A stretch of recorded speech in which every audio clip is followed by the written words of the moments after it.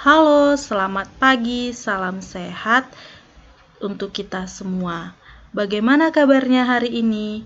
Ibu harap kalian selalu dalam keadaan sehat ya. Ingat untuk selalu menjaga kesehatan, atuhi protokol kesehatan, dan tetap berada di rumah. Nah, pada hari ini kita akan belajar dengan tema yang baru, yaitu mengembangkan diri sebagai perempuan dan laki-laki. Sebelum kita memulai pembelajaran kita pada hari ini, baiklah kita membukanya dengan doa. Kita ambil sikap berdoa dalam nama Bapa dan Putra dan Roh Kudus. Amin. Allah Bapa Maha Pencipta, kami bersyukur telah diciptakan sebagai citra-Mu, sebagai perempuan atau laki-laki. Bimbinglah kami agar dalam masa remaja ini kami dapat melatih dan mengembangkan diri menjadi perempuan atau laki-laki sejati, menjadi manusia yang sempurna, sebagaimana Engkau sempurna adanya, sebagaimana telah ditunjukkan oleh Putra-Mu Yesus Kristus dan Bunda Maria, Bunda kami. Amin. Dalam nama Bapa dan Putra dan Roh Kudus. Amin. Nah, tujuan pembelajaran kita pada hari ini yaitu yang pertama adalah menjelaskan bagaimana cara mengembangkan seksualitas sebagai perempuan atau laki-laki. Yang kedua, menjelaskan pandangan Kristiani tentang panggilan untuk mengembangkan diri sebagai perempuan atau laki-laki. Dan ketiga, melakukan aksi nyata di rumah yang berfungsi untuk melatih keterampilan sebagai perempuan atau laki-laki. Nah, sekarang ini pada remaja SMP, sebaiknya kalian sebagai perempuan atau laki-laki yang sedang berkembang, seseorang semakin menarik karena cantik atau tampan. Nah, kekhasan dan fungsi-fungsi dirinya akan semakin bertambah juga. Namun, sungguh disayangkan banyak kasus sekarang ini yang memperlihatkan beberapa remaja yang menggunakan pencapaian kematangan fisik itu justru dengan melakukan tindakan yang dapat merusak diri seperti memamerkan bahkan menjual tubuh secara murahan atau melakukan pengeroyokan untuk memperlihatkan kekuatan dan merokok atau memakai narkoba sebagai gaya hidupnya. Nah, remaja perlu belajar menyadari bahwa pencapaian kematangan fisik itu bukan titik akhir dari perkembangannya, sebab panggilan luhur seorang remaja sebagai perempuan atau laki-laki yang sesungguhnya adalah menjadi manusia sempurna, manusia sejati, yakni sebagai perempuan atau laki-laki sejati. Nah, banyak pandangan keliru mengenai pemahaman seks dan seksualitas. Apa itu seks? Nah, seks sendiri kata itu lebih menunjuk pada jenis kelamin serta kekhasan fungsi yang terkait dengan jenis kelamin tersebut. Contohnya saja, organ seks yang dimiliki oleh perempuan yaitu vagina, rahim, dan memiliki sel telur. Maka hanya perempuan saja yang bisa mengandung. Organ seks laki-laki itu yaitu penis, buah zakar, dan laki-laki mempunyai sperma.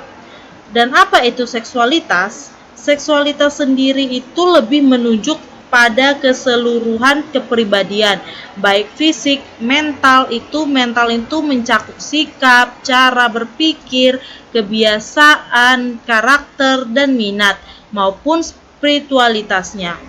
Nah, yang nantinya akan diungkapkan dalam kehidupan sehari-hari untuk semakin mengembangkan dirinya menjadi perempuan atau laki-laki sejati. Nah, bagaimana itu karakter dan cara menjadi laki-laki sejati? Atau bagaimana karakter dan cara menjadi perempuan sejati? Cara mengembangkan diri sebagai perempuan dan laki-laki. Yang pertama, itu mampu memancarkan citra kekuatan kasih Allah yang lemah lembut, contohnya taat kepada orang tua. Yang kedua, sejak dini menjaga kemurnian dan kesucian, baik fisik atau tubuh maupun jiwa. Contohnya mandi, berdoa, dan makan makanan yang bergizi. Yang ketiga adalah melakukan berbagai pengetahuan dan keterampilan yang perlu dimiliki oleh seorang perempuan atau laki-laki, sehingga kelak dapat berperan sebagai ibu atau seorang bapak yang baik. Contohnya saja seperti memasak dan beberes rumah. Nah, di sini sudah terdapat beberapa pandangan Gereja Katolik mengenai mengembangkan diri sebagai seorang laki-laki dan perempuan yang diambil dari Katekismus Gereja Katolik artikel 2335 dan 2342 sampai 2345. Artikel yang pertama itu berasal dari artikel 2335 yang mengatakan kedua jenis kelamin mempunyai martabat yang sama dan walaupun atas cara yang berbeda-beda merupakan citra kekuatan dan cinta kasih Allah yang lemah lembut. Panggilan yang tak kalah pentingnya adalah menjaga kesucian dan kemurnian diri sebagai seorang perempuan atau laki-laki. Artikel yang kedua berasal dari artikel 2342 yang mengatakan memperoleh pengendalian diri adalah satu tugas yang membutuhkan waktu. Kita tidak boleh berpendapat bahwa kita telah memperolehnya untuk selama-lamanya. Kita harus selalu berusaha terus-menerus dalam segala situasi kehidupan. Dalam bagian kehidupan tertentu, di mana kepribadian dibentuk, ia menuntut satu usaha khusus, misalnya dalam masa kanak-kanak dan dalam masa muda. Artikel yang ketiga, artikel 2343 juga mengatakan, kemurnian mengikuti hukum pertumbuhan. Ia melewati beberapa tahap, di mana ia masih tidak sempurna dan mudah untuk berdosa. Manusia yang berkebajikan dan murni adalah suatu makhluk dalam sejarah yang dari hari ke hari membentuk diri. Melalui sekian banyak keputusannya yang bebas, karena itu ia mengenal, mencintai, dan melaksanakan kebaikan moral juga secara bertahap. Artikel selanjutnya yaitu artikel 2344 mengatakan, kemurnian adalah satu tugas pribadi, tetapi ia menuntut juga satu usaha kultural. Karena pertumbuhan pribadi manusia dan perkembangan masyarakat sendiri saling tergantung. Kemurnian mengandaikan penghormatan kepada hak-hak manusia, terutama sekali hak atas pembinaan dan pendidikan yang memperhatikan dimensi susila dan rohani kehidupan manusia. Artikel yang terakhir yaitu artikel 2345 yang mengatakan kemurnian adalah satu kebajikan susila. Ia juga merupakan anugerah Allah, satu rahmat, satu buah Roh Kudus yang menganugerahkan kekuatan untuk mengikuti kemurnian Kristus kepada mereka yang dilahirkan kembali dalam air pembaptisan. Nah, selanjutnya akan kita dengar satu bacaan kitab suci dari video berikut ini. Makanan adalah untuk perut, dan perut untuk makanan. Tetapi kedua-duanya akan dibinasakan Allah. Tetapi tubuh bukanlah untuk percabulan, melainkan untuk Tuhan, dan Tuhan untuk tubuh. Allah yang membangkitkan Tuhan akan membangkitkan kita juga oleh kuasa-Nya. Tidak tahukah kamu bahwa tubuhmu adalah anggota Kristus? Akan kuambilkah anggota Kristus untuk menyerahkannya kepada percabulan? Sekali-kali tidak. Atau tidak tahukah kamu bahwa siapa yang mengikatkan dirinya pada perempuan cabul menjadi satu tubuh dengan dia? Sebab demikianlah kata Nas, keduanya akan menjadi satu daging. Tetapi siapa yang mengikatkan dirinya pada Tuhan menjadi satu roh dengan Dia. Jauhkanlah dirimu dari percabulan. Setiap dosa lain yang dilakukan manusia terjadi di luar dirinya.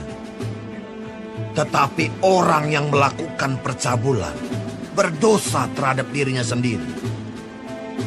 Atau tidak tahukah kamu bahwa tubuhmu adalah bait Roh Kudus yang diam di dalam kamu, Roh Kudus yang kamu peroleh dari Allah, dan bahwa kamu bukan milik kamu sendiri?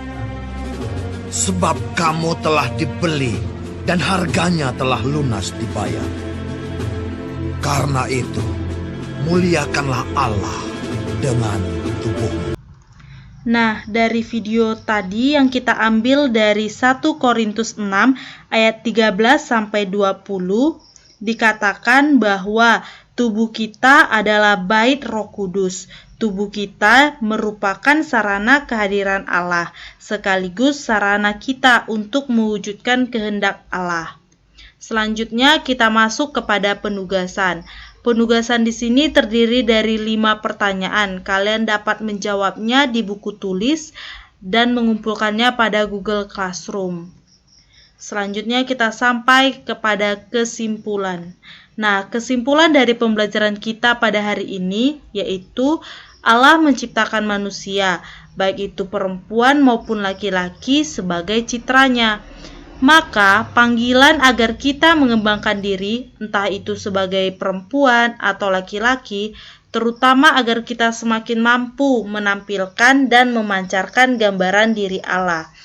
Dalam Katekismus Gereja Katolik artikel 2335 ditegaskan bahwa manusia, entah itu perempuan atau laki-laki, harus mampu memancarkan citra atau gambaran dari kekuatan dan cinta kasih Allah yang lemah lembut.